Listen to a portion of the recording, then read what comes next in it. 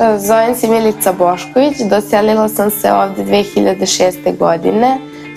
Tada sam imala 14 godina. Moj utisak o ovom stanu i ovom bloku i Novom Beogradu je fenomenalan. Živeti ovde je mnogo jednostavno jer ja kada idem u školu imam 3 stanice do srednje škole koja se nalazi na Vračaru.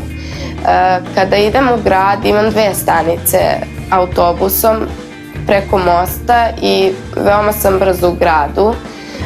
Upoznala sam puno komšiluka iz zgrade, zaljubila sam se u zgradi. Onda imam puno drugova sa sprata, 2 druga imam koje žive na mom spratu s kojim uvek kad mi je nešto potrebno ih pitam. Super mi je komunikacija sa komšilukom. Mnogo mi znači ovaj blok jer tu imam sve što mi je potrebno. Imam knjižaru kad mi nešto treba, imam fotokopirnicu kad mi treba nešto da isfotokopiram. Tu imam fast food ulicu, tako je zovu, gde imam uvek kad sam gladna nešto da pojedem. Imam jednostavno sve moguće usluge koje su mi potrebne za tinejdžerski život u ovom kraju. U srednju školu kad sam otišla, svi su me pitali, jao, tebi je daleko ova srednja škola, a ja stignem brže nego drugarice koje žive u gradu. Meni se mnogo sviđa što imamo mnoge kulturne manifestacije u ovom kraju. Imamo arenu gde se održavaju mnogobrojni koncerti, imamo Sava centar gde se takođe održavaju koncerti. Jedino što nam fali jeste pozorište. Smatram da nam veoma fali pozorište. Ne meni, nego ja mislim ljudima koji su udaljeniji od grada.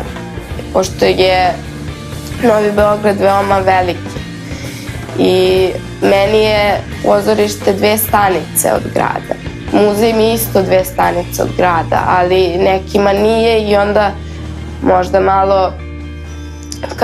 Kad bi bio na Novom Beogradu, bilo bi, ja mislim, svima zanimljivije. Na Novom Beogradu ima mnogo tržnih centara, imamo Delta City, to je isto 3-4 stanice udaljeno od nas. I ovde, pored nas, imamo ogroman najveći centar u Srbiji, Ušće shopping centar.